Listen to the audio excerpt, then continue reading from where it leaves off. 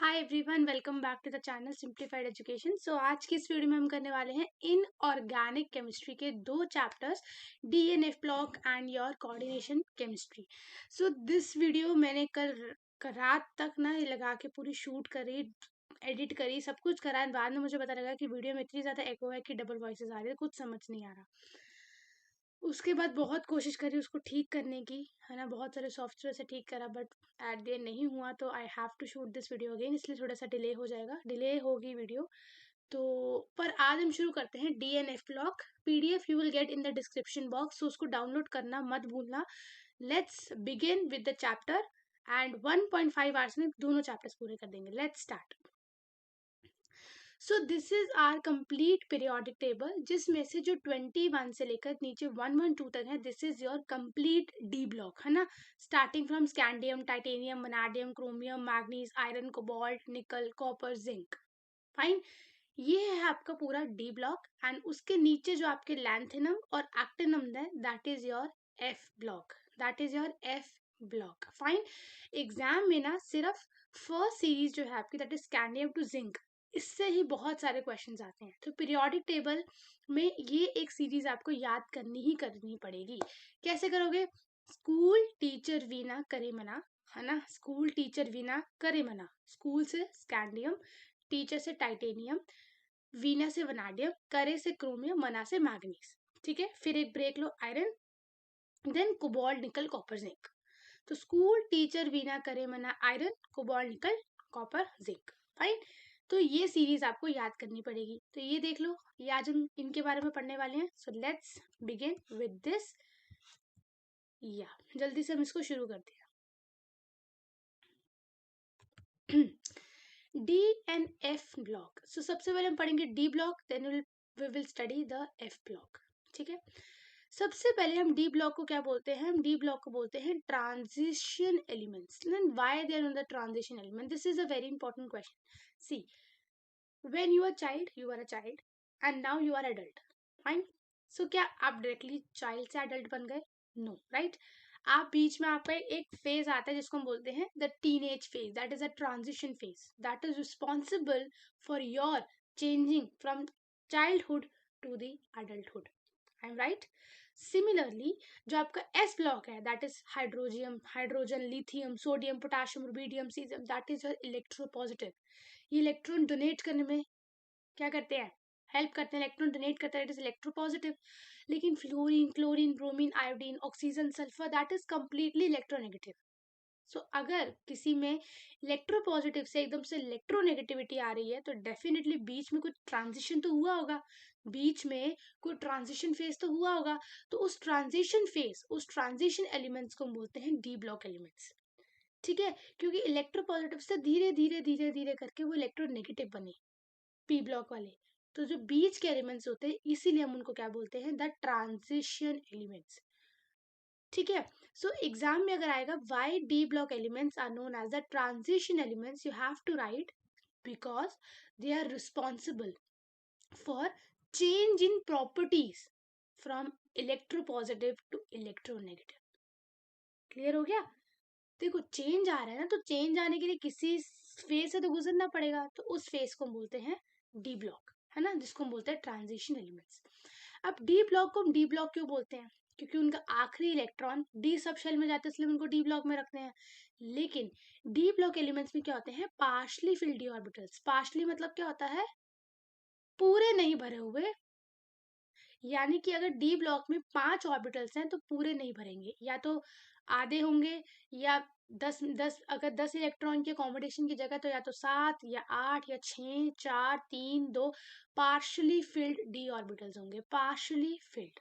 ये इसकी एक बहुत बड़ी कैरेक्टरिस्टिक फीचर है, that is the partially field D orbital.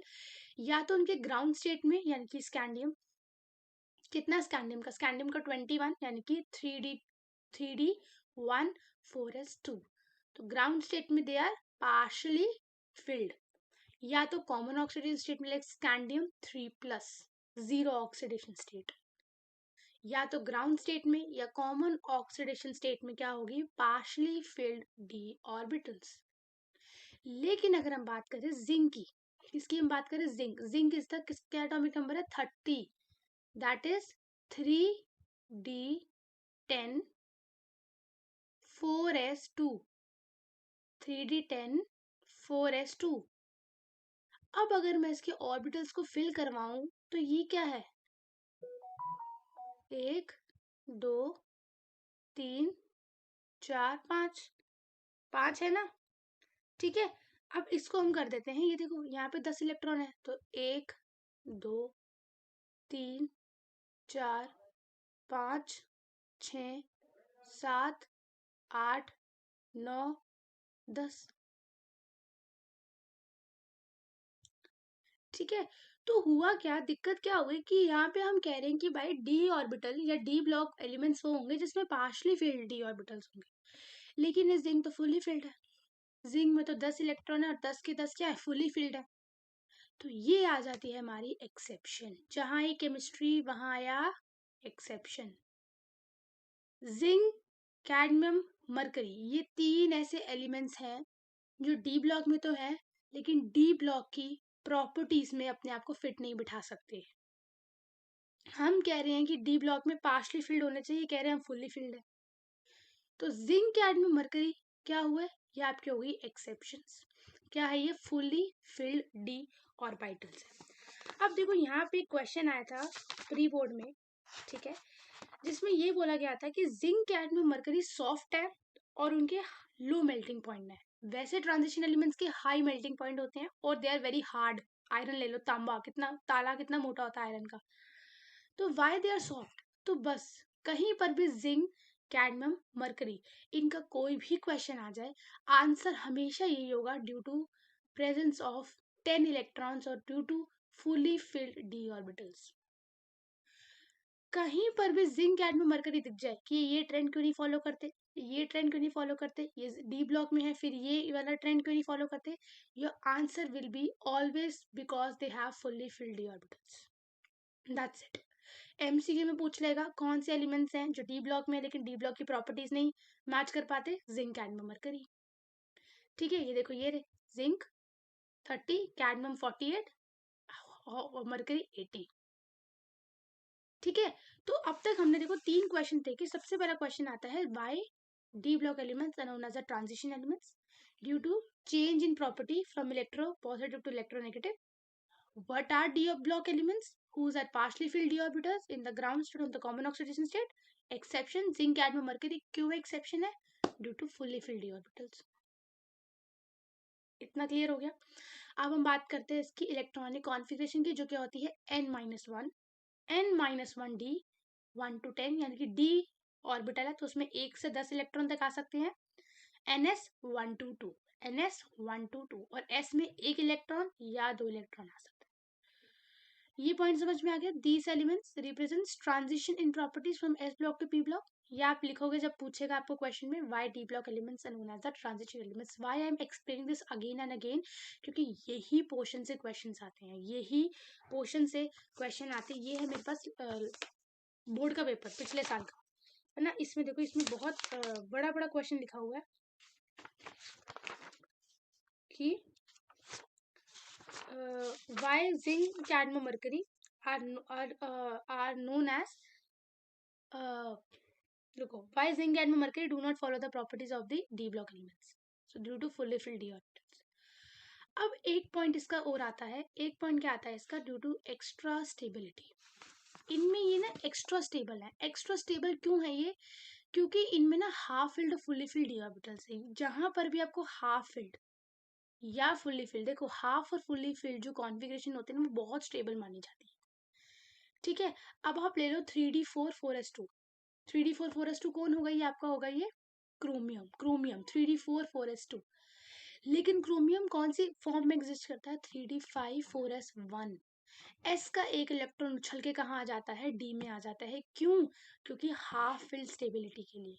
Half filled यानी कि अगर डी ब्लॉक एलिमेंट्स में 5 इलेक्ट्रॉन है हाफ फिल्ड या 10 इलेक्ट्रॉन है फुली फिल्ड, वो एक्स्ट्रा स्टेबिलिटी दिखाएंगे, दे आर मोर स्टेबल, है ना, they are more stable, they have the extra stability. Then there is a thing कि सी, फॉर एग्जाम्पल आपको आपकी बहन से आपकी नहीं बनती, बिल्कुल नहीं बनती, आप दोनों एक दूसरे के दुश्मन हो, ठीक है। सो अगर आपको कोई मारने आएगा तो क्या वो उसको मारेगी? नहीं, वो बोलेगी भाई मैं तेरे से प्यार नहीं करती, है ना। लेकिन डी ब्लॉक एलिमेंट्स में क्या है ना, बहुत ही कम एनर्जी डिफरेंस है, यानी कि बहुत पक्के बॉन्ड है।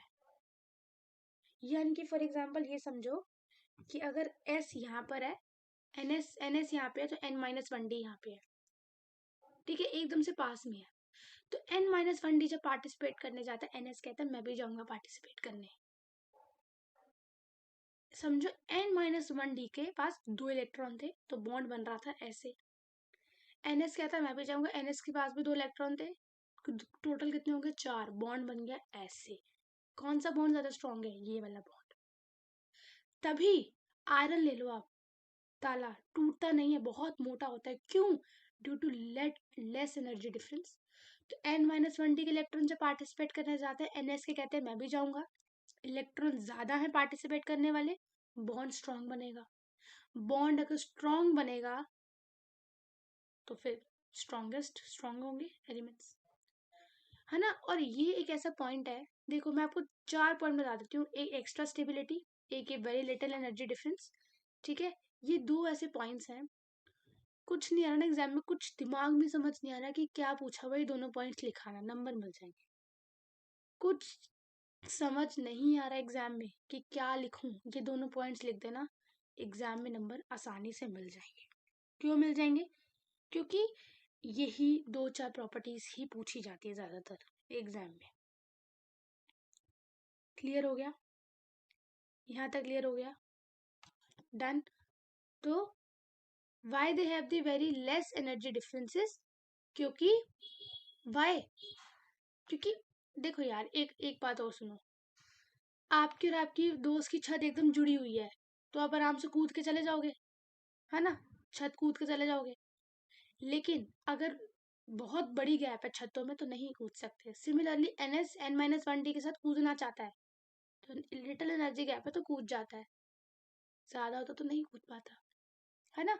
तो एक बार शुरू से एक बार इसको रिवाइज कर लेते हैं। ये है आपकी general properties of D block elements. अगर पेपर में 2-3 नंबर की आती है तो बस आपने इतना लिखना है।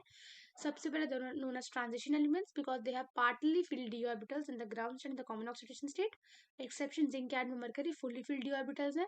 Electronic configuration n-1d 1 to 10 ns 1 to 2। Transition elements क्यों बोलते हैं? टू चेंज इन प्रॉपर्टी, है ना। दूसरा पॉइंट क्या है?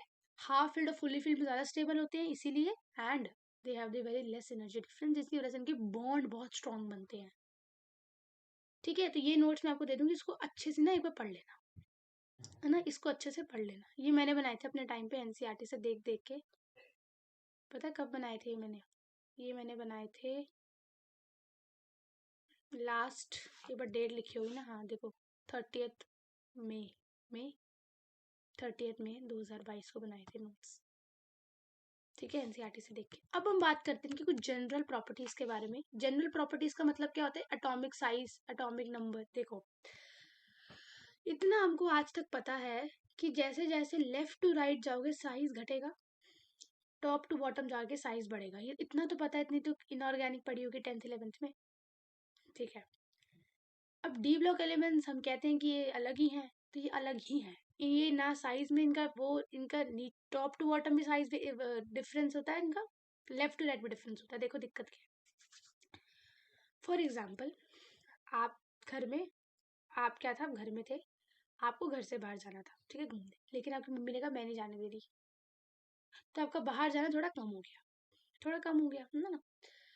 फिर क्या हुआ? आपके घर में आपकी दादी आ गई जो और स्ट्रिक्ट है मम्मी से, तो अब आपका घर से बाहर जाना और कम हो गया, है ना। फिर आपके डैडी आ गए काम से, फिर तो आपका जाना और बंद हो गया। फिर आपके बड़े भाई आ गए, फिर तो आपने कहा भाई मैं नहीं जा रहा, मैं जाता ही नहीं, तुम तो भाई इतनी रिस्ट्रिक्शंस लगा रहे, मैं नहीं जा रहा। लेकिन एक टाइम पे क्या हुआ कि जो आपके घर में आए थे, दादी भाई मम्मी पापा, इन सब की आपस में लड़ाइयाँ हो गई, आपने इस लड़ाई का फायदा उठाया और आप घर से बाहर निकल लिए। सिमिलरली हमको पता है कि लेफ्ट टू राइट क्या होगा, साइज धीरे धीरे धीरे धीरे घटेगा। क्यों?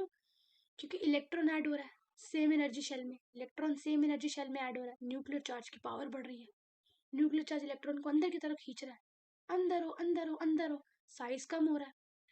तो देखो धीरे धीरे क्या हो रहा है ना, साइज कम हो रहा है, जैसे जैसे इलेक्ट्रॉन न्यूक्लियर चार्ज बढ़ रहा है, साइज कम हो रहा है, कम हो रहा है, कम हो रहा है, कम हो रहा है। एक टाइम पे क्या हो जाएगा, साइज कांस्टेंट हो जाएगा। क्यों? भाई इलेक्ट्रॉन भरी जा रहे हो तुम, थोड़ा सब्र रख लो। न्यूक्लियर चार्ज भी एक टाइम पे हाथ खड़े कर देता है। अब क्या हुआ, 5 इलेक्ट्रॉन थे, 6 हुए, 7 हुए, 8 हुए, 9 हुए, 10 हुए, इलेक्ट्रॉन बढ़ते जा रहे हैं। न्यूक्लियर कह रहे हैं मैं नहीं संभाल पा रहा इनको। न्यूक्लियर ने हाथ जोड़ दिए, इलेक्ट्रॉन इलेक्ट्रॉन में भसड़ मचने लगी, जो रिपल्शन हो गई, साइज बढ़ गया। साइज बढ़ गया, देखो साइज बढ़ गया। स्टार्टिंग में साइज घट रहा था। स्टार्टिंग में क्यों साइज घट रहा था? क्योंकि एटॉमिक नंबर बढ़ रहा था, न्यूक्लियर चार्ज बढ़ रहा था, तो साइज घट रहा था। बीच में कांस्टेंट क्यों हो गया? क्योंकि न्यूक्लियर चार्ज और इलेक्ट्रॉन इलेक्ट्रॉन रिपल्शन इक्वल हो गई। लेकिन एंड तक आते आते इलेक्ट्रॉन इलेक्ट्रॉन रिपल्शन इतनी ज्यादा बढ़ गई कि न्यूक्लियर चार्ज पे हावी पड़ गया। क्या? इलेक्ट्रॉन इलेक्ट्रॉन रिपल्शन, और साइज बढ़ गया। साइज बढ़ गया। क्लियर हुआ? जैसे जैसे लेफ्ट टू राइट जा रहे थे, साइज घटना चाहिए था और घट भी रहा था धीरे धीरे। बट एक टाइम पे क्या हुआ, जब देखो जब इलेक्ट्रॉन ऐड हो ही जा रहे, हो ही जा रहे, अब न्यूक्लियस की भी तो एक सीमा है ना।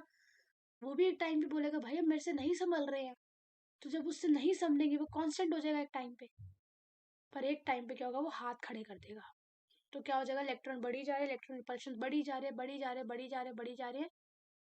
न्यूक्लियर चार्ज बेचारा कुछ कर नहीं पा रहा, साइज बढ़ जाएगा। है ना? आपस में अगर घर वाले लड़ रहे हैं तो आप निकल लोगे बाहर, आपका बाहर जाना बढ़ जाएगा। राइट? जब तक घर में दबदबा था न्यूक्लियर चार्ज का, तब तक इलेक्ट्रॉन्स अंदर थे और साइज कम हो रहा था। न्यूक्लियर चार्ज का दबदबा कम हुआ, इलेक्ट्रॉन भाग गए, साइज बढ़ गया।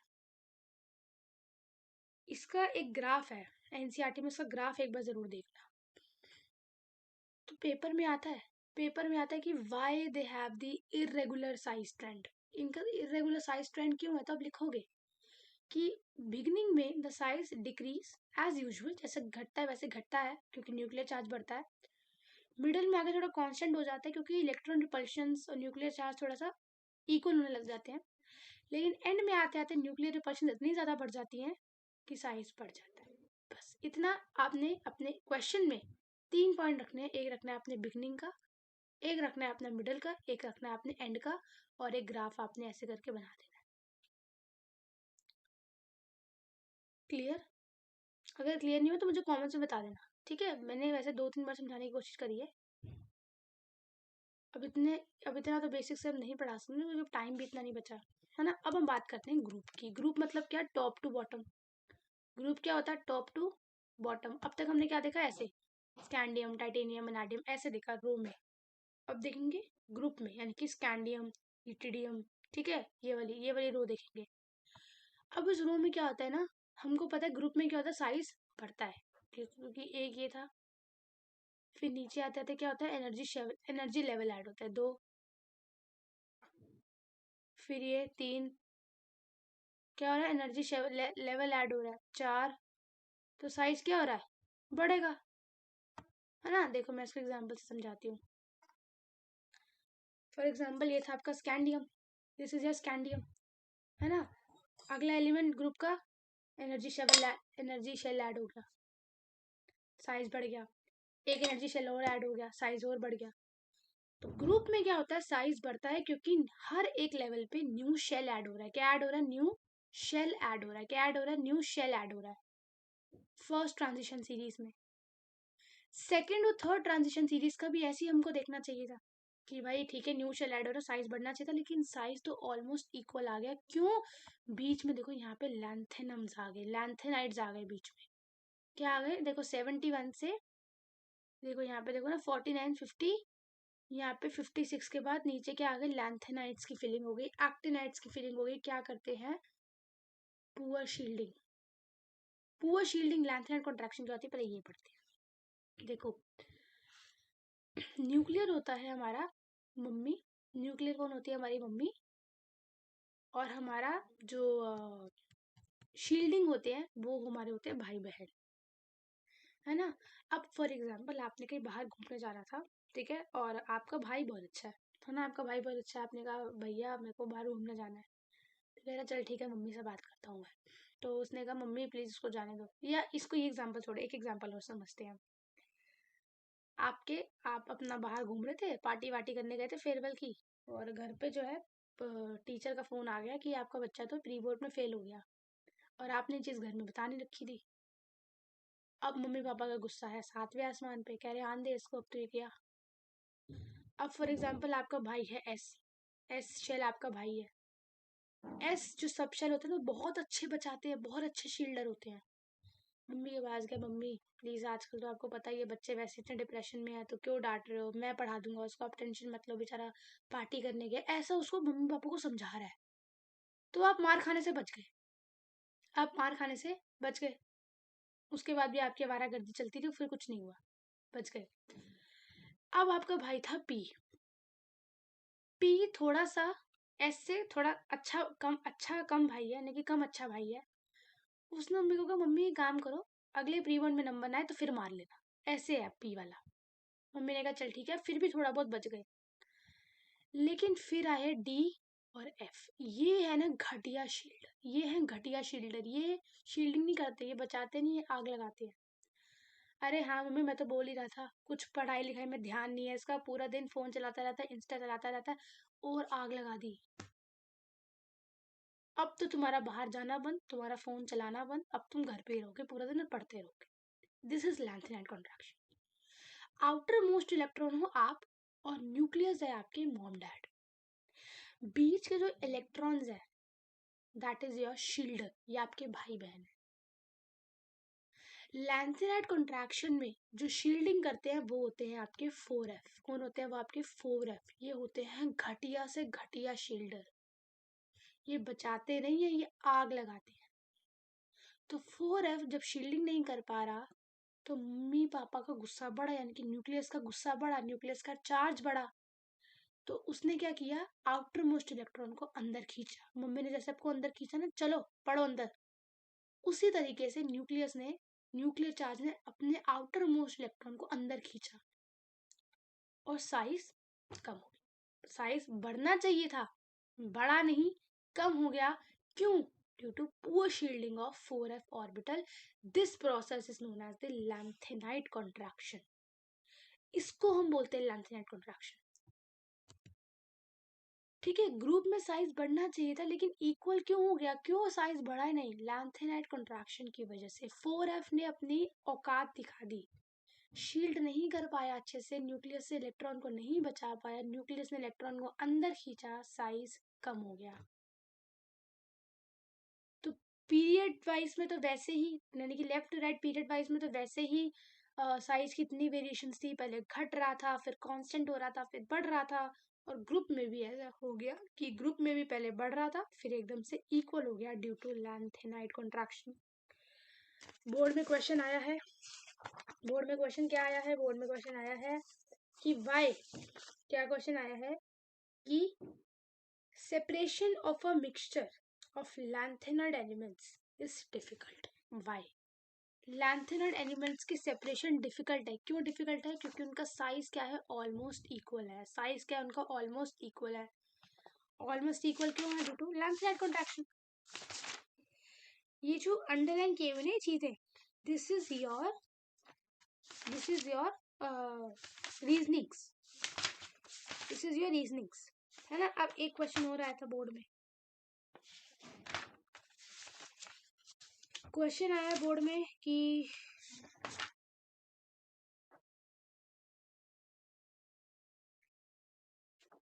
अच्छा इसमें और कुछ नहीं आया, हाँ ये क्वेश्चन आया था। एक और आया था कि पता नहीं जिरकोनियम और ऑफनियम को हम अलग क्यों नहीं कर सकते। तो देखो ये रहा जिरकोनियम और ये रहा अपना हॉफनियम, कहाँ गया, ये देखो ये रहे जिरकोनियम और hafnium, this is your hafnium, है ना, दिस इज योर जिरकोनियम। कौन से आता है सेकंड और थर्ड ट्रांजिशन सीरीज में, इनको हम अलग क्यों नहीं कर सकते, same similar size due to lanthanide contraction. Clear? इतना समझ में आ गया, क्लियर हो गया। अब हम चलते हैं अपने नेक्स्ट क्वेश्चन पे, that is a metallic character. Metallic character का मतलब क्या होता है, मेटल, तांबा, मेटल तो आयरन हो गया ना, हाँ।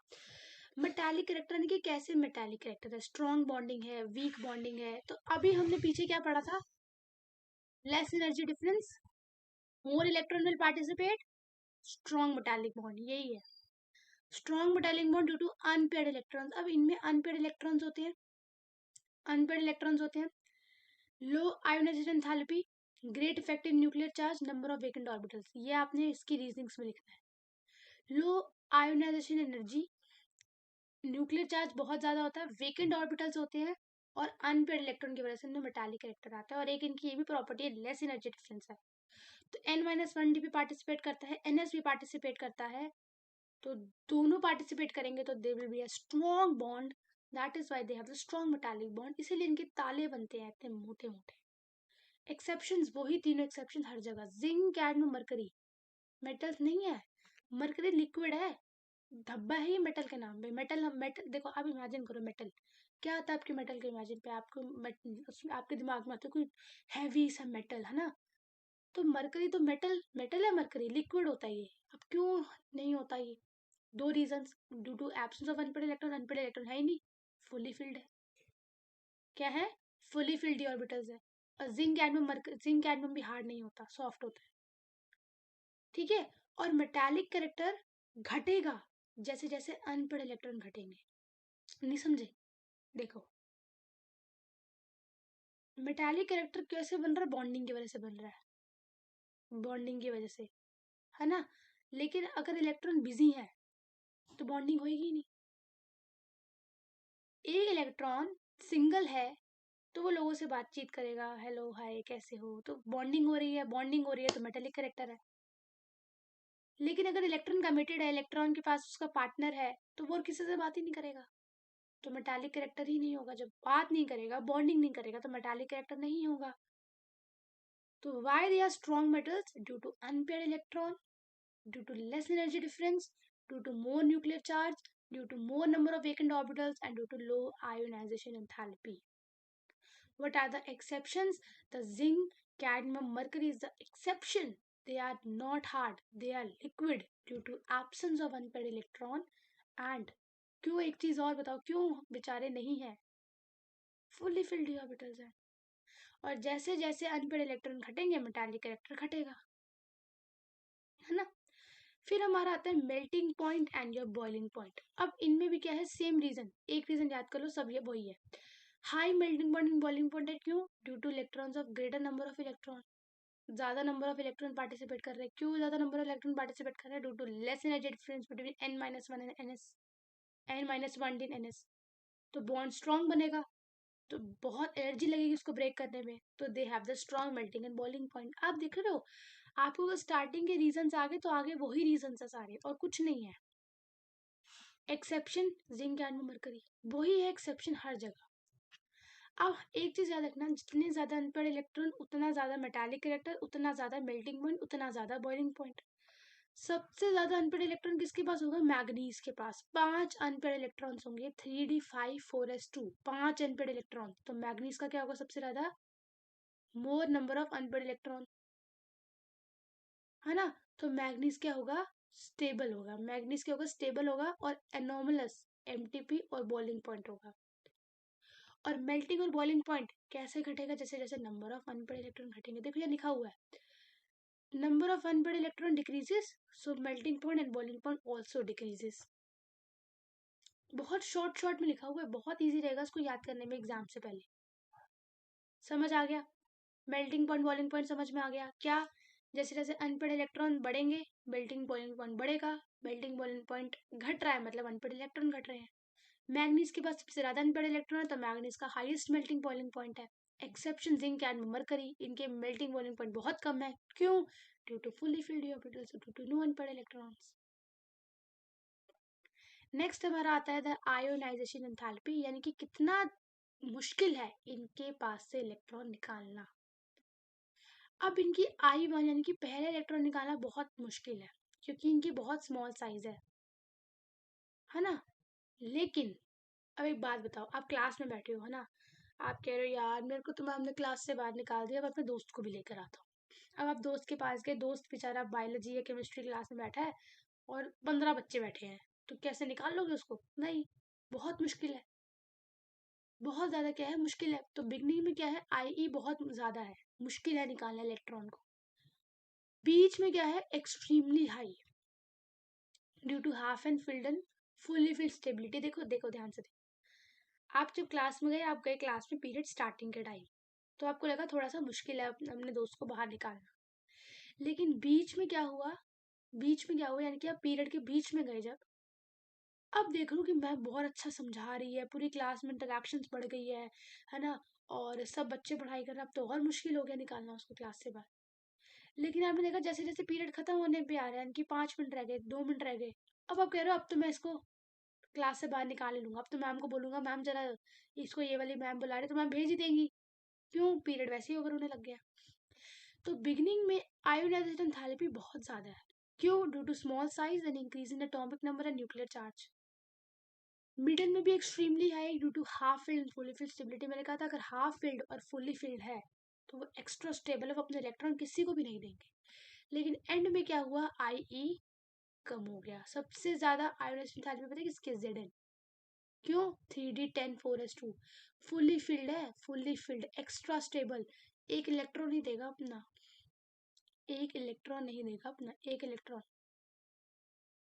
है ना। फॉर एग्जाम्पल इसको अपनी कंडीशंस में लो कि आप अपने एग्जाम के टाइम पे आप पूरा पढ़ चुके हो, नोट्स बन चुके हैं आपके, सब कुछ हो चुका है, और आपका फ्रेंड फोन कर रहा है भाई मेरे को नोट्स भेज दे, अब आप नहीं भेजोगे, क्यों, बिकॉज आप अब स्टेबल हो चुके हो, अब आप किसी से बात नहीं करोगे। जब तक हमारा खुद का नहीं होता ना, हम सबको फोन करके पूछते हैं कितना हो गया, कितना हो गया, कितना हो गया, लेकिन जब एक बार हमारा हो जाता है तो हम किसी को फोन नहीं करते। अब हमको क्या है, हमारा तो काम बन गया, बाढ़ में गई जनता, है ना। This is ionization enthalpies. अब हम बात करते हैं इनकी ऑक्सीडेशन स्टेट्स की। तो इनमें ऑक्सीडेशन स्टेट्स कितनी है इनकी, वेरिएबल है, बहुत सारी है। क्यों, मैं बोलूँ क्यों, लेस एनर्जी गैप, वही रीजन है हर जगह, लेस एनर्जी डिफरेंस। कॉमन याद रखना, कॉमन कौन सी है, +2, कॉमन कौन सी है, +2, एक्सेप्शन कौन सी है, स्कैंडियम, स्कैंडियम की +3 है, स्कैंडियम की कितनी होती है, +3, ठीक है। हाईएस्ट कितनी है डी ब्लॉक की, 8, हाईएस्ट कितनी है डी ब्लॉक की, 8, पूरे डी ब्लॉक की 8 है हाईएस्ट। लेकिन फर्स्ट ट्रांजिशन सीरीज यानी कि स्कूल टीचर वीना करे मना, iron cobalt nickel copper zinc में किसकी सबसे ज्यादा है, मैग्नीज 7, 3D5 4s2, 2s से निकाल लो, 5D से निकाल लो, 7, बहुत मुश्किल है, देगा थोड़ी ना, ठीक है। स्कैंडियम की कितनी है, +3, और जिंक की कितनी है, +2, जिंक की आप बोलो +12 क्यों नहीं है, 2 इलेक्ट्रॉन S से निकाल लो, और 10 इलेक्ट्रॉन आपके D से निकाल लो, दे देगा, कभी ना दे, मैं स्टेबल हूँ, मैं क्यों दूंगा, बाहर में जाओ तुम। तो ये है इसके ऑक्सीडेशन स्टेट्स। अब एग्जाम में आता है वाई ट्रांजिशन एलिमेंट्स एग्जिबिट्स वेरियल number of oxidation state, your answer will be due to less energy gap. Common +2, common +2, scandium की +3, जिंक की +2, मैग्नीज की +7, ये 3 4 की याद रख लो। और हाईएस्ट पूरे ग्रुप की कितनी है, 8, किसकी है, OS की और RU की, दिस इज इसकी है ऑस्मियम और रुथनियम, इन दोनों की क्या है, हाईएस्ट, ठीक है जी। इतना हो गया जी, आगे बढ़ते हैं जी, चलिए जी आगे चलते हैं जी। अब हम बात करते हैं इनकी स्टेबिलिटी, कि हाई ऑक्सीडेशन स्टेट में क्यों इतने स्टेबल रहते हैं, क्योंकि इनको फ्लोरीन स्टेबल करता है, इनकी हाई लैटिस एनर्जी है और इनकी हाई बॉन्ड एनर्जी है, ठीक है जी। इसके पॉइंट्स पर आपने याद करने हैं। अब आगे देखो, मैग्नेटिक प्रॉपर्टीज की मैं बात करूं, अगर किसी के पास अनपेड इलेक्ट्रॉन है तो वो पैरामैग्नेटिक है, अनपेड इलेक्ट्रॉन तो वो पैरामैग्नेटिक है, अगर किसी के पास अनपेड इलेक्ट्रॉन नहीं है तो वो डायमैग्नेटिक है, बस इतना याद रखना। अनपेड इलेक्ट्रॉन है तो पैरामैग्नेटिक, अनपेड इलेक्ट्रॉन नहीं है तो डायमैग्नेटिक। और ये इसका एक फॉर्मूला होता है जिससे हम क्या निकालते हैं, मैग्नेटिक मूवमेंट, क्या निकालते हैं, मैग्नेटिक मूवमेंट, मैग्नेटिक मूवमेंट। अब हम बात करते हैं कलर देते हैं, है ना। अब आप देख लो इनके कंपाउंड्स क्या होते हैं, कलर्ड होते हैं। कलर्ड कलर क्यों आता है पता है, कलर सिंपल सा मतलब है, अगर एक इलेक्ट्रॉन है वो ऊपर जम कर रहा है, नीचे ऊपर नीचे ऊपर नीचे, अब नीचे है तो क्या करेगा, लाइट को अब्जॉर्ब करके ऊपर जाएगा विजिबल रीजन में, नीचे आएगा तो लाइट छोड़ देगा। तो ये कौन मूव कर रहा है, इलेक्ट्रॉन, इलेक्ट्रॉन कौन से ब्लॉक के हैं, डी ब्लॉक के, और ऊपर नीचे को हम क्या बोलेंगे, ट्रांजिशंस। तो कलर आयंस क्यों होते हैं इनके, due to D D transitions, due to D D transitions and due to the unpaired electron and due to presence of ligand. अब लीगेंट क्या होता है ये हम नेक्स्ट चैप्टर में पढ़ते हैं। पेपर में आ जाए why they are coloured due to D transitions, due to D transitions, they are coloured due to D transitions. ये बनाते हैं कॉम्प्लेक्स कंपाउंड। अब ये क्या है ये हम नेक्स्ट में पढ़ते हैं, लेकिन इसके 3 रीजन याद कर लो, small size, high nuclear charge, availability of d orbitals. 3 points याद कर लो बस। अब ये तो बहुत इंपॉर्टेंट है, कैटालिटिक प्रॉपर्टी मतलब ये कैटलिस्ट की तरह काम करते हैं। क्यों काम करते हैं कैटलिस्ट की तरह? Due two variable oxidation state and large surface area. बस ये आपका बोर्ड में आया था पेपर कि वाई दे आर कैटालिस्ट। ये आपका एमसीक्यू में आया था, देख लो मैं दिखा देती हूँ, प्रूफ चाहिए ना ये दो। Which property of transition metals enable them to behave as a catalyst? तेरा 5th क्वेश्चन। इसमें लिखा हुआ due to high melting point, due to high ionization enthalpy, alloy formation, variable oxidation state. यहाँ लिखा हुआ वेरिएबल ऑक्सीडेशन स्टेट उन्हें क्या बनाती है? Behave as a catalyst. Then they form interstitial compound, यानी कि छोटे छोटे एलिमेंट्स को अपने अंदर ट्रैप कर लेते हैं, हाइड्रोजन, कार्बन, नाइट्रोजन। क्यों? Because they are very hard, they have the high melting and boiling point, they are chemically inert and they retain the metallic conductivity. This is all your D block. Yes, इतना ही है D block में। D block में इतना ही है और कुछ नहीं है ना। जो चीजें समझानी थी वो मैंने समझा दी, जो याद करनी है वो बस देखो। अब जैसे पेपर में कॉम्प्लेक्स कंपाउंड, अब अपने आपने कैसे पढ़ना है इसको मैं बता देती हूँ। आपने नोट्स को डाउनलोड कर लिया, ठीक है। आप अपने हेडिंग में अपने छोटे छोटे नोट्स बनाओ, लिखो, पहले लिखो कलर्ड आयन, ब्रैकेट में आगे लिखो डी ट्रांजिशंस, फिर लिखो कैटालिटिक प्रॉपर्टी, फिर आगे लिखो variable oxidation state and large surface, ठीक है। फिर लिखो नंबर ऑफ अनपेड इलेक्ट्रॉन है तो पैरामैग्नेटिक, नहीं है, नहीं है तो डायमैग्नेटिक। फिर आप लिखो size group wise decrease, constant increase, sorry period wise. Then group wise you will write पहले increase then similar due to lanthanide contraction. ऐसे छोटे छोटे एक पेज के नोट्स बनाओ, नहीं बनते हुए बता देना, मैं बना दूंगी, दे भी दूंगी, ठीक है। नोट्स नोट्स मैं बना के दे दूंगी, कोई दिक्कत नहीं है। अगर पहले खुद ट्राई करो, है ना, क्योंकि खुद ट्राई नहीं करोगे तो चीज़ें समझ नहीं आएंगी। पर अगर नहीं बनेंगे नोट्स तो I will give you notes, ठीक है। तो डी ब्लॉक आपका यहीं पे समाप्त होता है।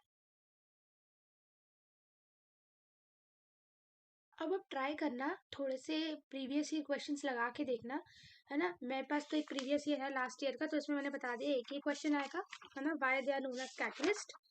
उसके बाद ना एक ग्राफ आया था, ये देखो मैं आपको ग्राफ दिखाती हूँ पहले, फिर आप देखना क्या है ये देखो ये ग्राफ आया था, ऐसे दिख रहा है, हाँ। तो इसमें ग्राफ में बस इतना पूछा गया था, सबसे पहले ये पूछा गया था कि एक्सप्लेन करो कि क्रोमियम का हाईएस्ट मेल्टिंग पॉइंट क्या होता है, क्रोमियम का हाईएस्ट मेल्टिंग पॉइंट क्या होता है, और मैग्नीज का लोअर लोअर क्या होता है ना।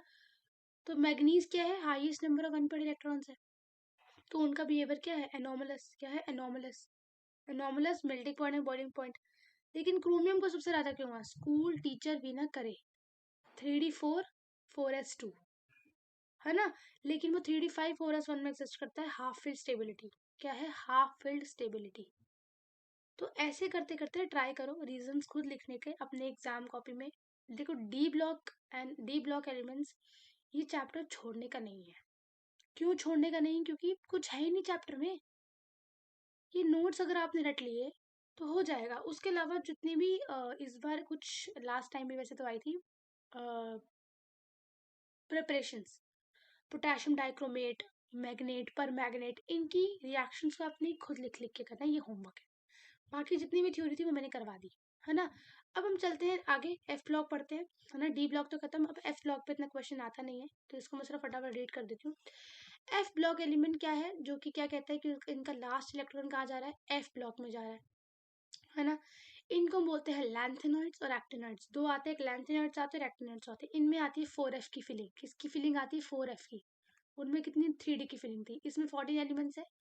इसके एक्सेप्शन क्या है? लूसीगढ़। कौन है? लूसीगढ़। लूसीगढ़, ठीक है।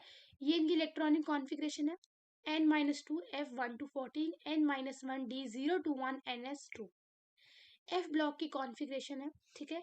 लैंथेनाइट कॉन्ट्रैक्शन, लैंथेनाइट की क्या है मतलब properties? They have the high density, high melting point, forms the alloy, they are soft, malleable, ductile with low tensile strength. अब इनकी ऑक्सीडेशन स्टेट कितनी कॉमन है, +3। उसकी क्या थी, क्या कॉमन थी उसकी, जल्दी बताओ। +2 कॉमन थी, किसकी, डी ब्लॉक की। ठीक है, लेकिन ये +2 और +4 भी शो करता है। +4 कौन शो करता है, सीरियम। ठीक है, +4 कौन शो करता है, सीरियम। हाफ फिल्ड कौन है, यूरोपियम। और फुली फिल्ड कौन है, यूटर्बियम। अब इनकी बहुत लिमिटेड ऑक्सीजन स्टेट क्यों है, डी ब्लॉक की देखती +2 है, +3 है, +4 है, +5 है, +6 है, +7 है। इनकी सिर्फ इतनी कॉमन, इतनी इनकी इतनी कम क्यों है, due to energy difference is very large. अभी देखो ये डिफरेंस आ गया दोनों में। पेपर में अगर आ गया difference between lanthanide and D block elements, तो आपने पहले पॉइंट लिखना है उनका लेस एनर्जी डिफरेंस है, इनका एनर्जी डिफरेंस बहुत हाई है। कलर की बात करें तो ये कलर होते हैं। अभी कलर क्यों होंगे, वहां पे क्यों कलर थे, डी ट्रांजिशन। यहाँ क्यों कलर है, एफ ट्रांजिशन। मैग्नेटिक प्रॉपर्टी, अगर अनपेड इलेक्ट्रॉन है तो पैरामैग्नेटिक, अनपेड इलेक्ट्रॉन नहीं है तो diamagnetic. This is a magnetic property. Reactivity की बात करते हैं, हाईली इलेक्ट्रोपॉजिटिव एलिमेंट्स। क्या है ये, हाईली इलेक्ट्रोपॉजिटिव एलिमेंट्स। ठीक है, लैंथेनाइड कॉन्ट्रैक्शन मैंने पूरा पढ़ाई दिया कि 4f की घटिया शील्डिंग की वजह से न्यूक्लियर चार्ज इलेक्ट्रॉन को अंदर खींच लेता है और साइज कम हो जाता है। लेकिन लैंथेनाइड कॉन्ट्रैक्शन की वजह से होता क्या है, सेकेंड थर्ड टंगस्टन सीरीज का जो साइज है वो बिल्कुल सिमिलर दिखता है, साइज ही नहीं बढ़ता और बेसिसिटी घट जाती है ना।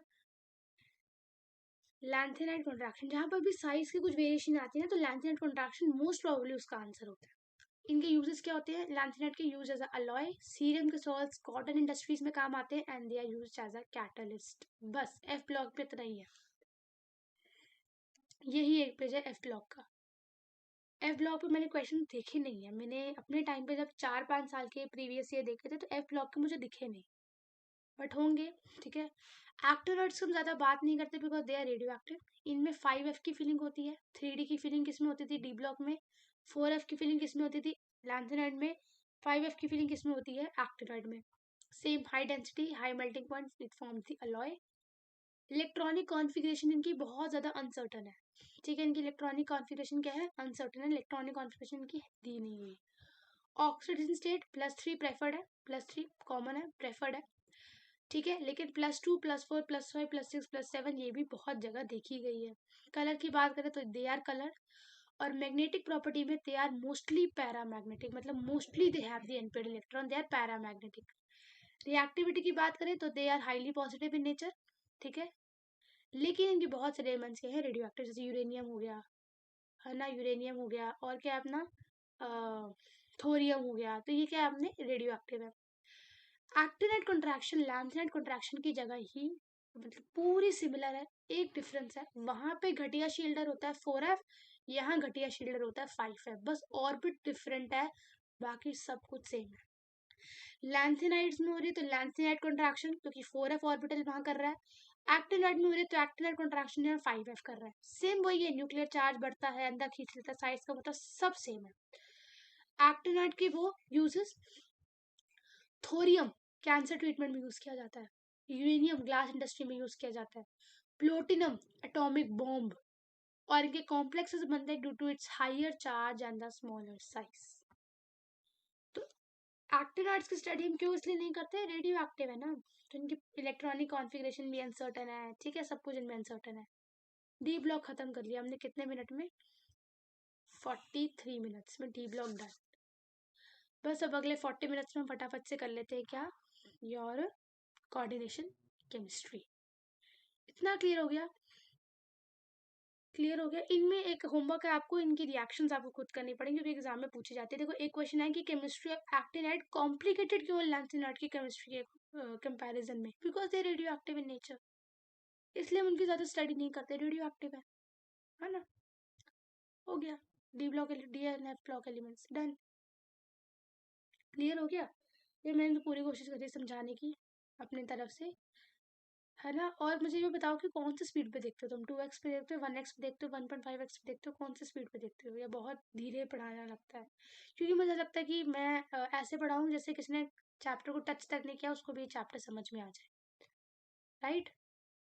So let's start with the coordination chemistry, और ये चैप्टर ना बहुत ज़्यादा इंटरेस्टिंग है ना, बहुत ज़्यादा इजी है, लेकिन एक शर्त है कि ये आपको आएगा, शर्त ऐसी है कि इसको समझना है, रटना नहीं है। समझ में आ गया तो इससे आसान चैप्टर कोई नहीं, उससे स्कोरिंग चैप्टर कोई नहीं है, ठीक है।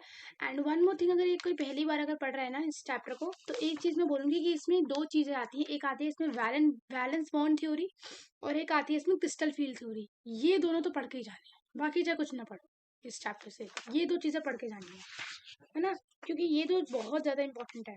सो स्टार्ट करते हैं। Crystal coordination chemistry.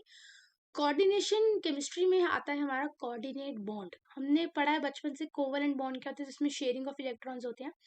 Coordinate bond होता है जिसमें एक डोनर होता है और एक एक्सेप्टर होता है। क्या होता है, एक डोनर होता है और एक होता है अपना एक्सेप्टर। तो कोऑर्डिनेट बॉन्ड क्या होता है, फॉर एग्जांपल ये है हमारा compound A, this is our compound A. इसके पास 2 इलेक्ट्रॉन है और वाई के पास कुछ भी नहीं है, वाई के पास कुछ भी नहीं है, ठीक है। तो ये क्या करेगा, ये डोनेट करेगा, ये एक्सेप्ट करेगा। जो डोनेटर होता है ना, जो डोनर होता है, उसको हम बोलते हैं लीगेंड। क्या बोलते हैं, लीगेंड। क्या बोलते हैं, लीगेंड। अभी हमने पढ़ा था पीछे कि कलर्ड के होते थे due to presence of ligand, ये होते हैं लीगेंड। लीगेंड के होते हैं इलेक्ट्रॉन देने वाले। मेटल होते हैं खाली, मेटल क्या होते हैं, इलेक्ट्रॉन लेने वाले, है ना। आप अपने दोस्त के लिए मैगी लेके गए, आपने उसको मैगी दी, तो आप कौन हुआ, लीगेंड हुआ। उसने आपकी मैगी एक्सेप्ट करी, दैट इज वो कौन हुआ, एक्सेप्टर हुआ। वो कौन हुआ, एक्सेप्टर हुआ, विकेट, ठीक है। तो कोऑर्डिनेट बॉन्ड फॉर्म होता है एक मेटल और एक लीगेंड के बीच में, एक मेटल और एक लीगेंड के बीच में, जिसमें मेटल इलेक्ट्रॉन एक्सेप्ट करता है, लीगेंड डोनेट करता है। क्लियर। इसमें आता है अपना कोऑर्डिनेशन नंबर।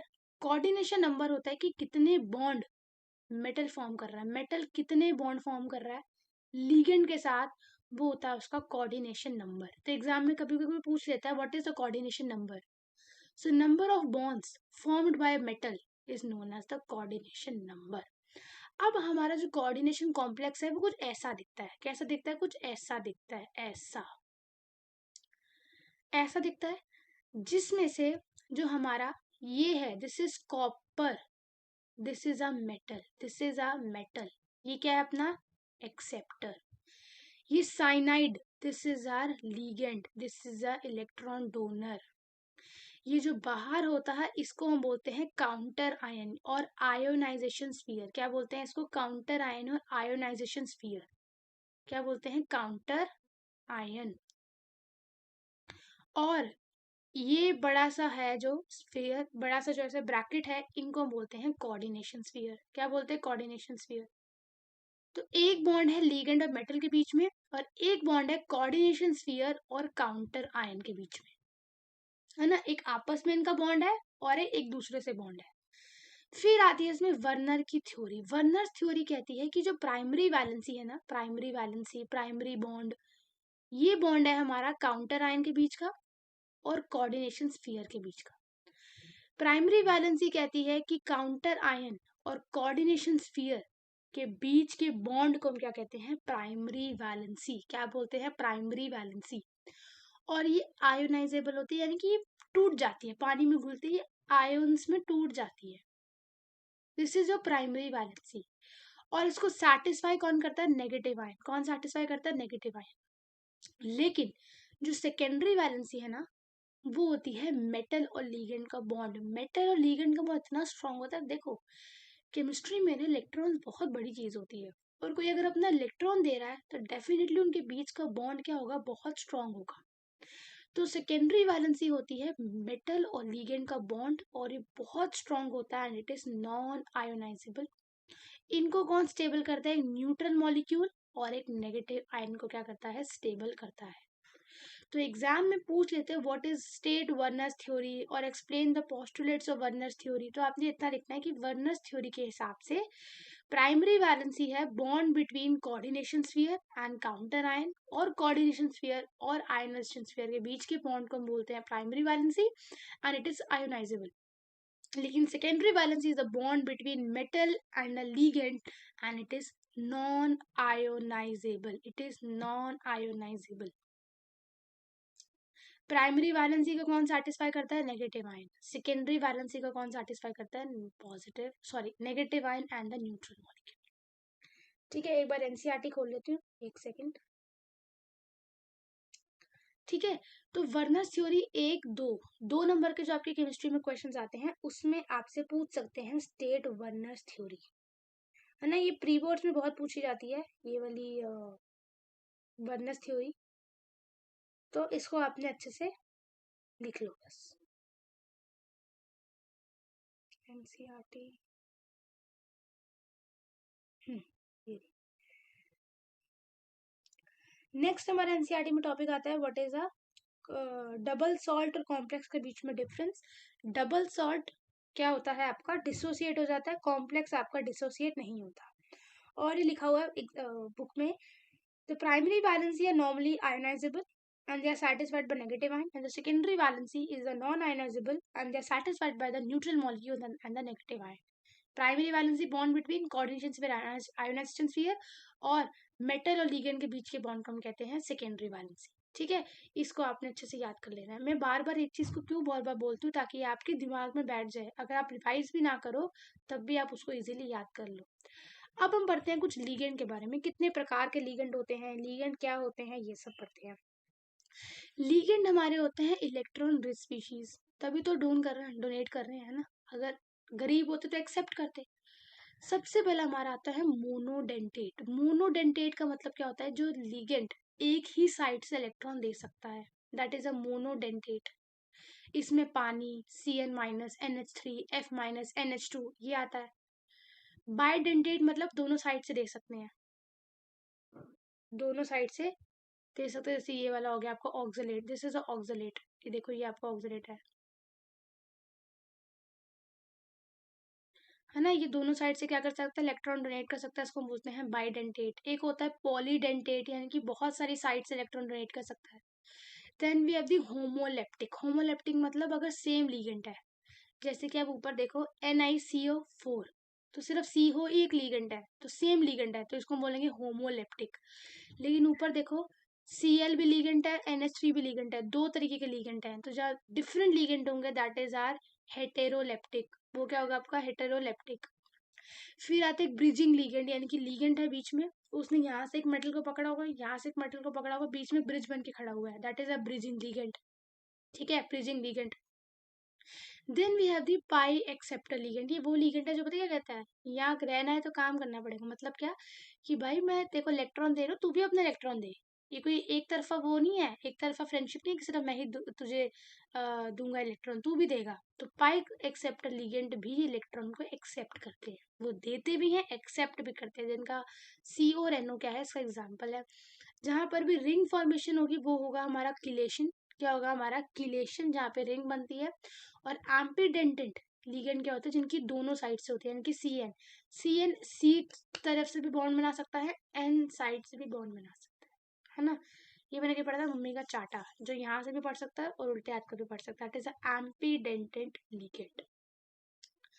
फिर हमारा आता है नॉमेनक्लेचर। नॉमेनक्लेचर की मैं आपको रूल्स बताती हूँ। सबसे पहले देखो नॉमेनक्लेचर में क्या होता है ना, नॉमेनक्लेचर मतलब आपको जैसे मैंने यहाँ पे एक वो दिखाया था, क्या दिखाया था मैंने आपको, यहाँ पे दिखाया था ना complex, this is a complex. ये इसका नामकरण कैसे करेंगे, इसका नामकरण कैसे करेंगे, तो सबसे पहले हम किसका नाम लिखते हैं, कटायन का लिखते हैं, फिर अनायन का लिखते हैं। यानी कि पहले पॉजिटिव चार्ज का नाम आएगा, फिर नेगेटिव चार्ज का नाम आएगा। पहले कटायन, फिर अनायन, फिर लिगेंड, क्योंकि लिगेंड इलेक्ट्रॉन डोनेट करा उसकी वैल्यू ज्यादा होगी, लिगेंड, फिर मेटल। फिर अल्फाबेटिकली, यानी कि क्लोरीन है तो पहले क्लोरीन, CABCD के हिसाब से। कहीं पर भी आपको नेगेटिव लिगेंड दिख जाए तो आपने O लगाना है, O। कैसे, जैसे कि साइनो, है ना, ये सब। नेगेटिव अगर मेटल है तो 8, यानी कि अगर सिल्वर है तो अर्जेंटेट, गोल्ड है तो और 8 लगेगा। और लास्ट में आप लिखोगे ऑक्सीडेशन नंबर। ठीक है, ऑक्सीडेशन नंबर। देखो मैं एग्जांपल से समझाती हूँ, जैसे कि आप ये ले लो अपना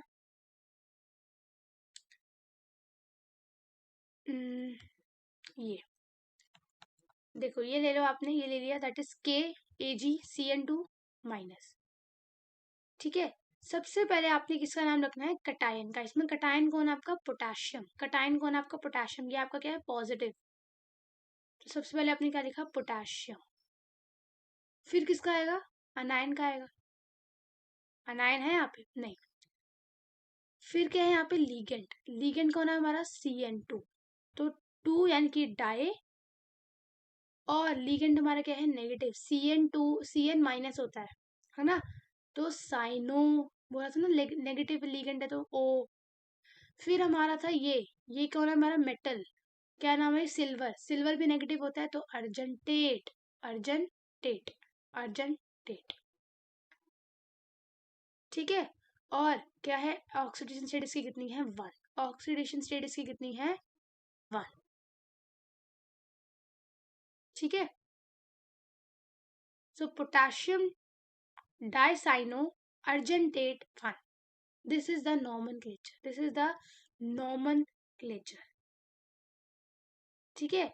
अब जैसे ये वाला देखो, इसमें हमने क्या करना है, सबसे पहले हमने लिखना है किसका नाम, अनायन कटायन का, ठीक है। फिर हम लिखेंगे टेट्रा अमीन, ए से अमीन पे लेकर तो टेट्रा अमीन, टेट्रा अमीन। फिर सी से chlorido, chlorido, nitro, platinum sulphate, platinum 4 sulphate, 4 क्या है इसका ऑक्सीडेशन नंबर, 4 क्या है इसका ऑक्सीडेशन नंबर, ठीक है। तो कहीं पर भी अब देखो ये है जैसे, तो इसका कैसे लिखोगे आप, इसका लिखोगे ट्राई अमीन, ट्राई अमीन, क्लोरीन भी है नाइट्रो भी है, तो पहले सी ऐसे आएगा तो क्लोराइडो नाइट्रो कोबाल्ट 3। इसका देखो क्या है टेट्रा एक्वा, क्या है टेट्रा, 4 है ना, टेट्रा एक्वा। फिर डाइक्लोराइडो, डाइक्लोराइडो के बाद chromium nitrate, chromium nitrate, chromium nitrate. और इसके ऑक्सीडेशन स्टेट हमने देखो कैसे निकाली, Cr को हमने ले लिया x, और Cl2 का हमने ले लिया 2 -2, प्लस हमने ले लिया 4 -1, -1 is equal to total charge कितना है 0, तो 0, तो x की कितनी आ गई वैल्यू 1, x कितना आ गया अपना 1।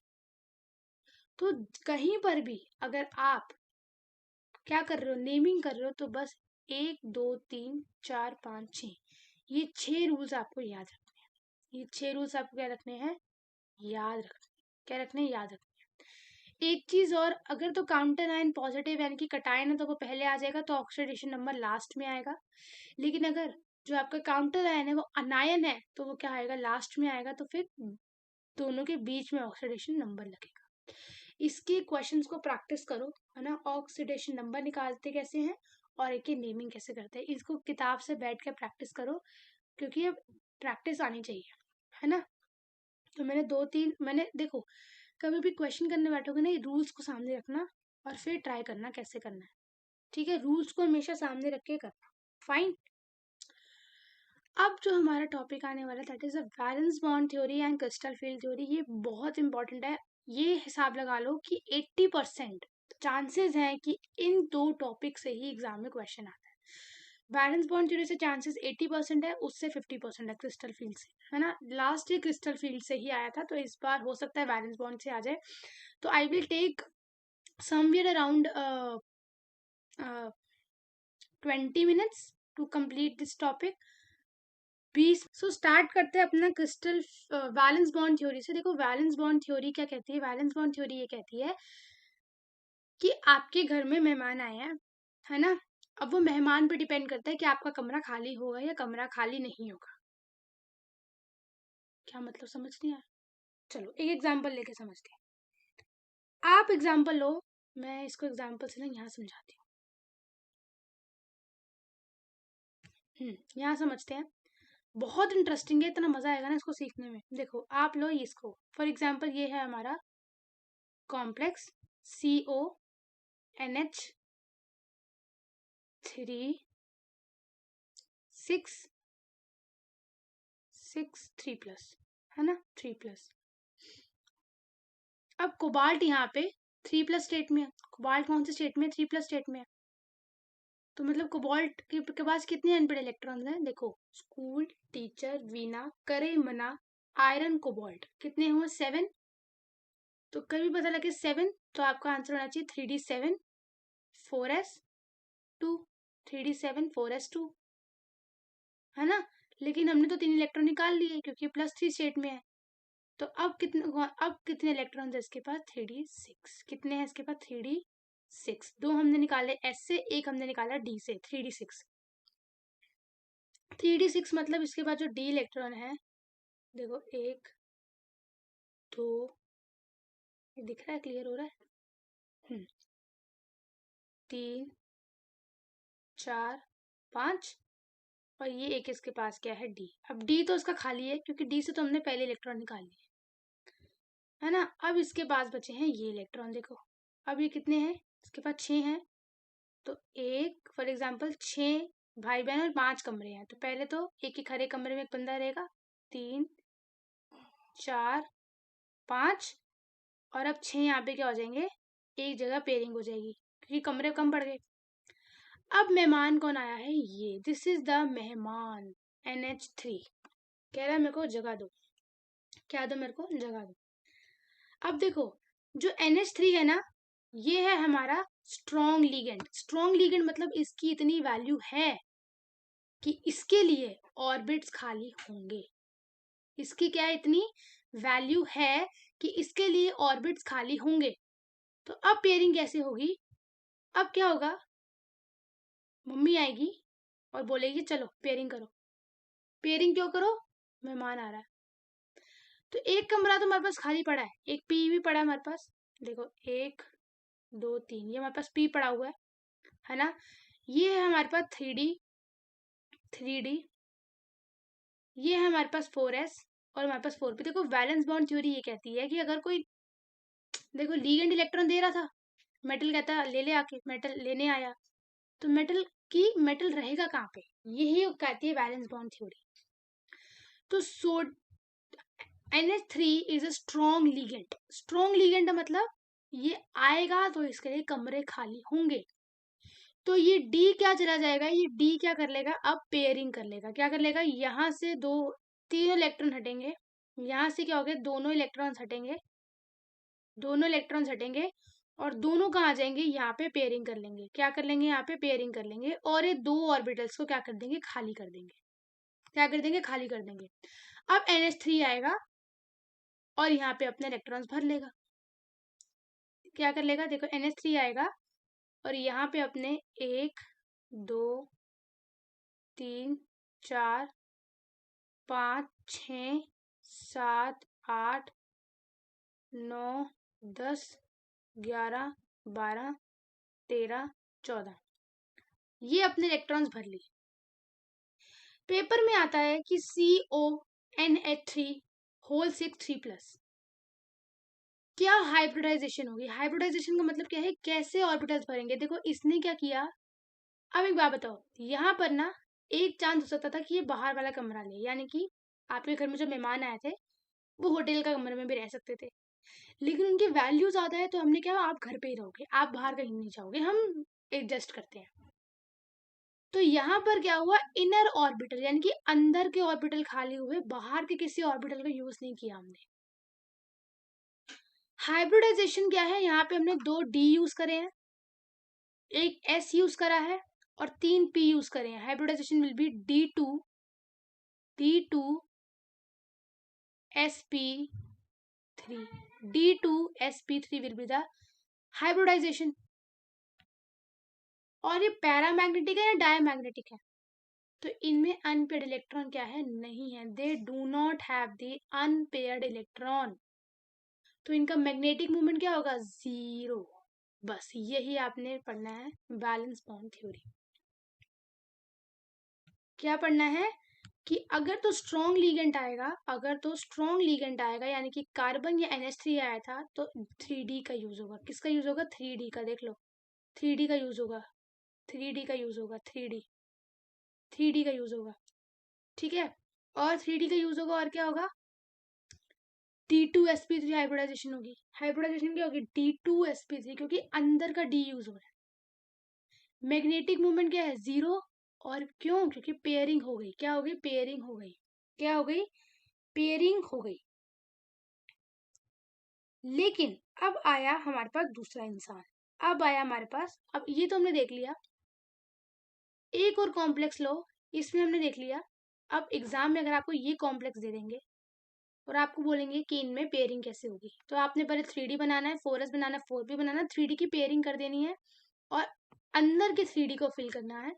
हाइब्रिडाइजेशन बनेगी D2sp3, पेयरिंग हो जाएगी, मैग्नेटिक मोमेंट 0 और इनर ऑर्बिटल।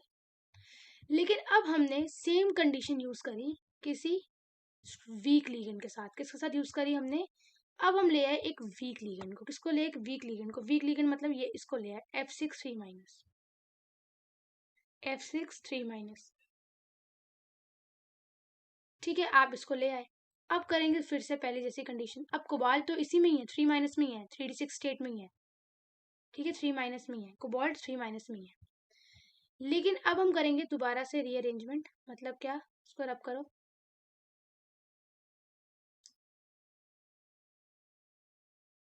है ना? अब देखते हैं अब क्या करेंगे। देखो अभी भी यहीं पे था कि यहाँ पे 5 खाने बने थे, 1 2 3 4 5, है ना? 1 2 3 4 5 और ये 6, यही था। बाहर का S खाली था, है ना? P खाली था। क्या था? P खाली था। अब जब वहां पे NH3 आया था, कौन आया था वहां पे? NH3 आया था। तब हमने क्या किया था? हमने कहा था भाई पेयरिंग कर लो, क्योंकि NH3 आ गया। अब हम इसको बोल रहे हैं, ये कौन है हमारा? 3D। 3D को हम क्या बोल रहे हैं? भाई पेयरिंग कर ले, फ्लोरीन आ गया, पेयरिंग कर ले। कह रहा है कौन? हमने कहा भाई फ्लोरीन आ गया। कह रहा है हटना, मैं नहीं कर रहा पेयरिंग। क्यों पेयरिंग नहीं कर रहा है? क्योंकि वैल्यू नहीं है, फ्लोरीन की वैल्यू ही नहीं है, तो एडजस्टमेंट भी नहीं होगी। कोई वो रिश्तेदार आ जाए जिसकी आपको कोई परवाह नहीं है, आप उसके लिए पेयरिंग कभी नहीं करोगे। आप उसके लिए पेयरिंग कभी भी नहीं करोगे। तो अब होटल बुक करो भाई, हम तो नहीं दे रहे अपना रूम। चलो ठीक है भाई। अब यहाँ पे क्या यूज होगा? एक बाहर का डी ले आएंगे हम। 1 2 3 4 5, ये कौन है हमारा? 4D। कौन है? 4D। हमने बोला भाई अब इसको यूज कर लो, 4D को यूज कर लो, हम तो पेयरिंग नहीं कर रहे। तो F वाले ने अपने सारे इलेक्ट्रॉन्स 1 2 3 4, अब इसको मैं फिल नहीं कर रही, मैंने कहना सब फिल है। ठीक है, सब डबल डबल फिल है ना? सब डबल डबल फिल है। फटाफट कर देते हैं।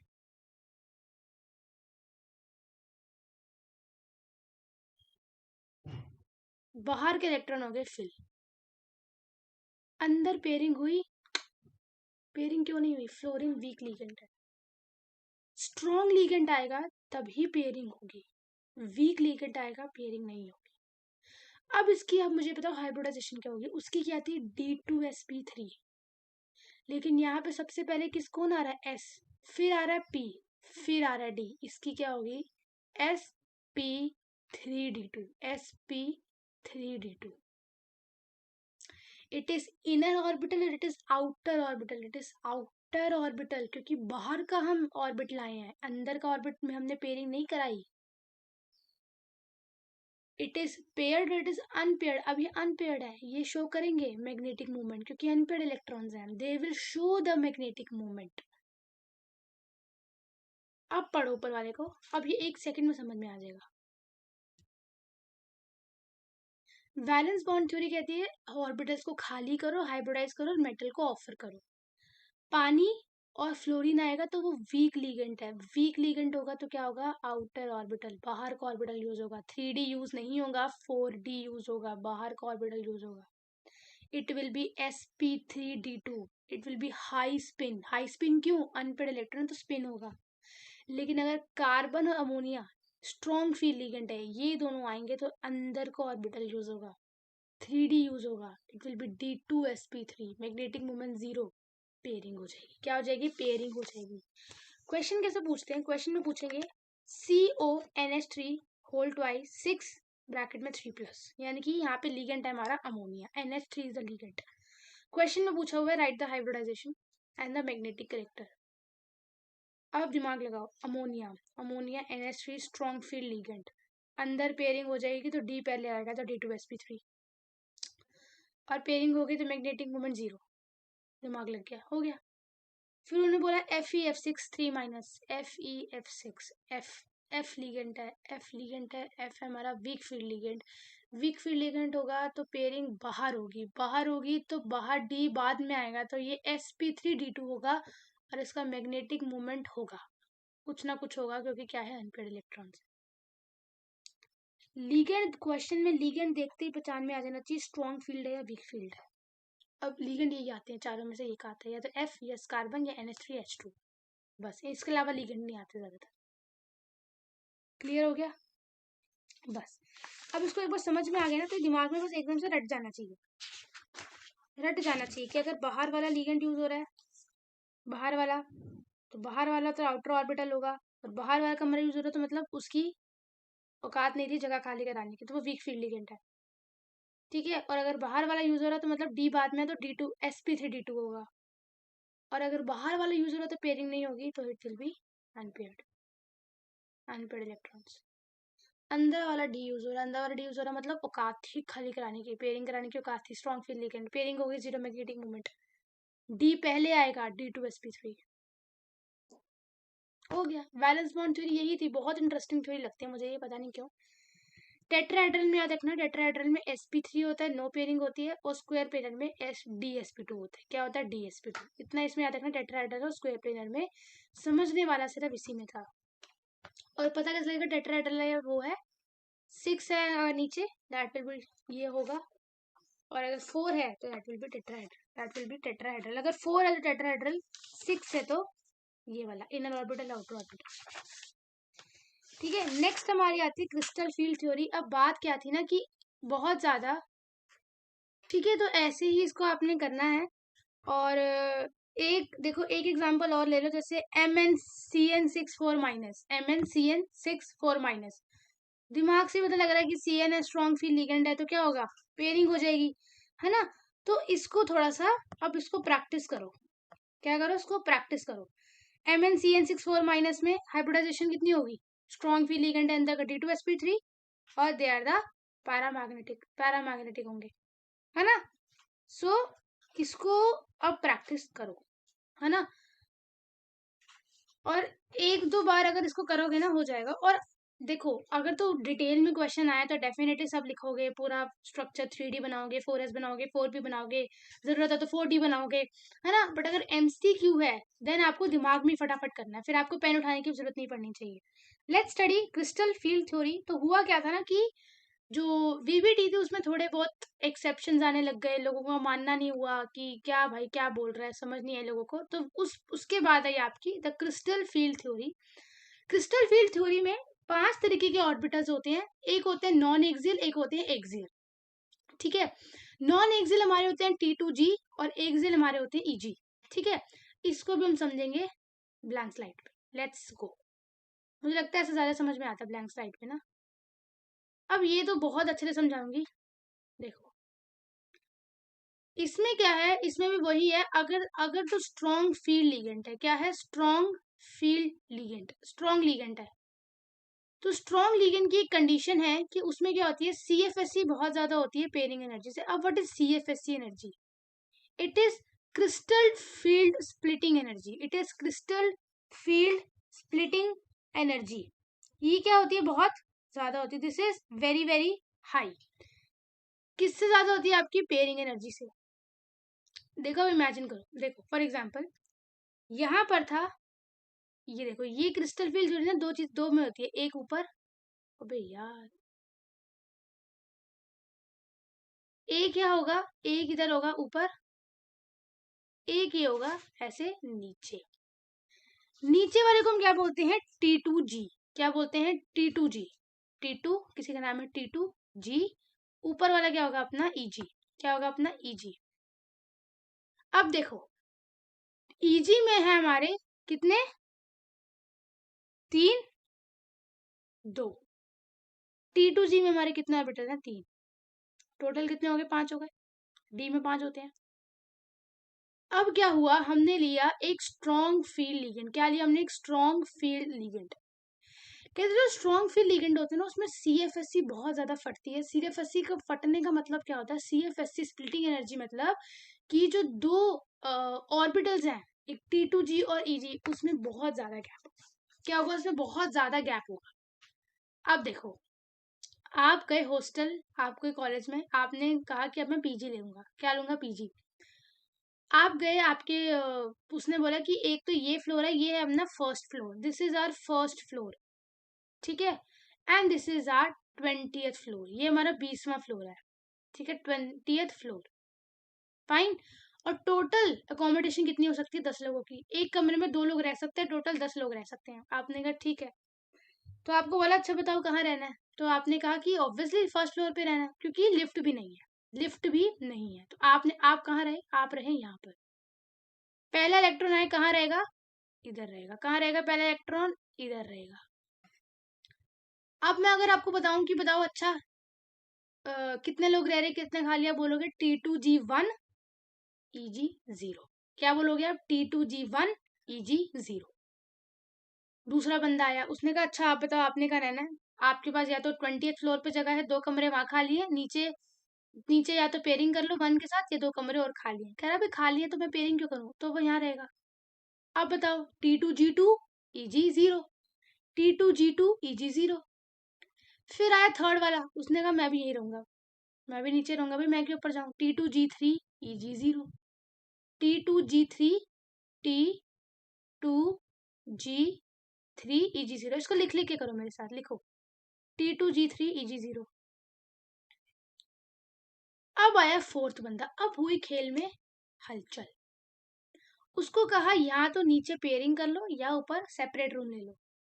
अब नीचे पेयरिंग करता तो पेयरिंग के साथ रहना पड़ेगा, ऊपर अगर अकेले रहना तो 20वां माला चढ़ना पड़ेगा, लिफ्ट भी नहीं है, नहीं है लिफ्ट। उसने कहा यार मैं नहीं चाह रहा, पर मैं नीचे पेयरिंग कर लूंगा, तो यहाँ पर एक पेयरिंग हो गई, T2G4 EG अभी भी 0। फिर आया 5वां बंदा, उसने भी कहा मैं नीचे रहूंगा, T2G5 EG0, लिखो साथ में। 6वां बंदा आया T2G6 EG0, T2G6 EG0। जब 7वां बंदा आया, उसने कहा भाई अब तो नीचे फुल हो गया, अब तो ऊपर जाना ही पड़ेगा, तो मजबूरी में जाएगा बेचारा, अब बनेगा T2G6 EG1। फिर आया 7वां बंदा, उसको बोला 20वां माला है, एक पेयरिंग है, एक नॉन पेयरिंग है, एक शेयरिंग, एक नॉन शेयरिंग है, जब कह रहा ऊपर चढ़ना ही है 20 माला, तो अकेले रहूंगा ना definitely, T2G6 EG2। 9वां T2G6 EG3, 10वां T2G6 EG4, T2G6 EG4। Strong field ligand में जब CFSE बहुत ज्यादा होती है, यानी कि गैप बहुत ज्यादा होता है, तो कैसा होता है, 1 2 3 4 5 6 7 8 9 10। ये पेपर में कैसे पूछेंगे, इसलिए देखो पेपर में समझा, पेपर में मैं बताती हूँ, ये ऐसे ही पूछेंगे, देखो पेपर में कैसे पूछेंगे, इन्होंने पूछना है कहाँ गया क्वेश्चन, D5, D5 है, स्ट्रॉन्ग लिगेंड है, बताओ कैसे रहेगा, 5 है, तो 1 2 3 4 5, तो T2G5 EG0, this is the answer, this is the answer, 1 number का आंसर है, ये आंसर है। अब हम लेते हैं दूसरी कंडीशन, जिसमें वीक फील्ड लिगेंड है, जिसमें क्या है, लिगेंड क्या है हमारा, वीक फील्ड है।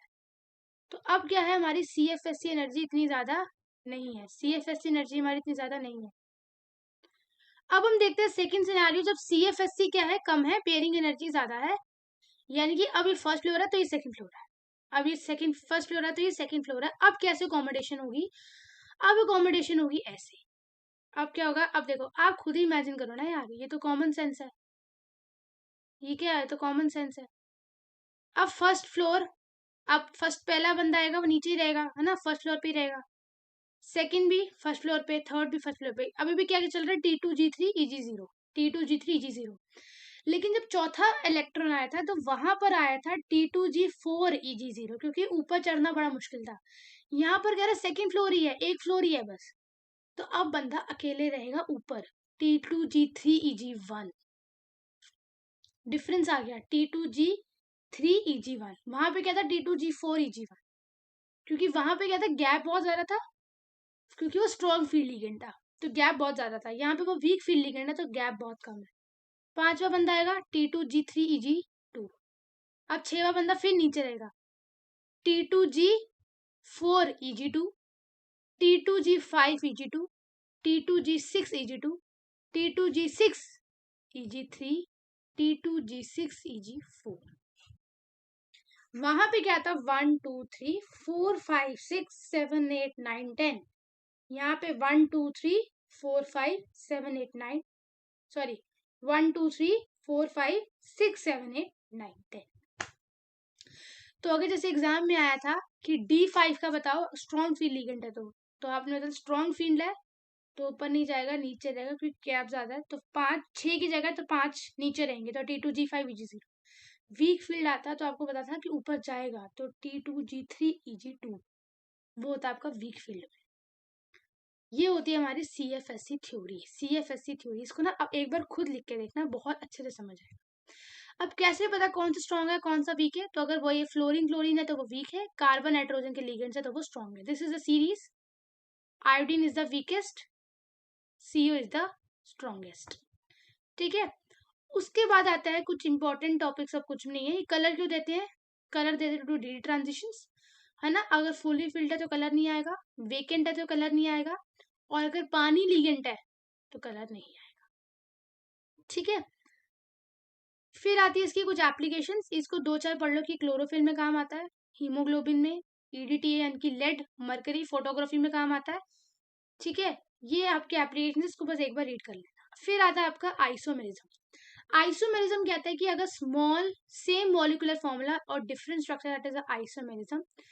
आयोनाइजेशन आइसोमेरिज्म में तो मतलब क्या कि काउंटर आयन जो बाहर रहता था वो लीगेंड भी बन सकता है, उसके पास वो पोटेंशियल पावर है कि वो लीगेंड भी बन सकता है, दैट इज आयोनाइजेशन आइसोमेरिज्म।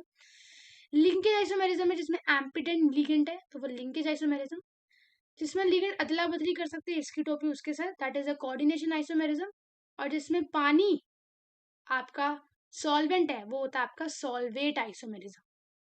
फिर स्टीरियोकेमिकल में इसको बस एक बार देख लेना, ठीक है, ज्यादा कुछ है नहीं इसमें, कि अगर Ma3B3 ये है तो इसके 2 आइसोमेरिज्म होंगे, फेशियल और मेरिडोनियल, ये ज्योमेट्रिकल आइसोमेरिज्म शो करेगा। अगर MAA2 इंटू 2 N प्लस है तो ट्रांस और सिस शो करेगा। अगर MAA2 इंटू 4 1 है तो ये ज्योमेट्रिकल और ऑप्टिकल शो करेगा। अगर MAAX2Y2 है तो ये सिस एक्टिव होगा, है ना। तो बस ये इसको रीड कर लेना और ये चैप्टर हो गया। CFSE and VBT, this is very very important. ठीक है, CFSE और VBT बहुत ज़्यादा जरूरी है ना। और इस पे जो क्वेश्चन आया था, मैं क्वेश्चन एक बार दोबारा समझा देती हूँ। एक क्वेश्चन मैंने बता दिया कि अगर D5 है ना, तो क्रिस्टल फील्ड में उसका क्या होगा, है ना, क्रिस्टल फील्ड के हिसाब से पूछा था। एंड सेकंड आया था कि NiCO4 टेट्राहेड्रल है, NiCN4 2- स्क्वायर प्लेनर है, क्यों? तो आपको इसको पूरी तरीके से वही सॉल्व करके दिखाना था, है ना। और अगर मैं इसका बोलूँ तो इसमें 3 आपको दिए हुए थे, आपको हाइब्रिडाइजेशन बतानी थी, इनर ऑर्बिटल है या आउटर ऑर्बिटल है ये बताना था, और बस। ठीक है, तो दैट्स इट, ये हो गया हमारा होमवर्क। क्या है होमवर्क? ये है कि आपको वो DNF ब्लॉक की जितनी भी रिएक्शंस है उसको आपने खुद प्रैक्टिस करके देखनी है। VBT और CFT पहले इसके कॉन्सेप्ट को लिख लिख के देखना है, लिख के देखने के बाद इसके 2 4 प्रीवियस ईयर क्वेश्चन प्रैक्टिस कर लेना, ताकि कॉन्फिडेंस आ जाए कि आसान है और हो सकता है।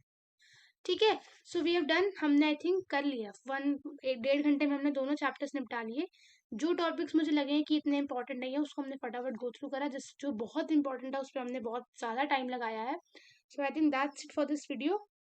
ठीक है, एंड वीडियो अच्छी लगी तो वीडियो को लाइक कर देना, चैनल को सब्सक्राइब कर देना, कमेंट सेक्शन में बताना जरूर कि वीडियो कैसी लगी, and I see you in the next video. Till then take care, thank you so much and bye bye. And yes, notes, if you want this note, download it from the description box. I'll see you in the next session. Till then take care, thank you so much and bye bye.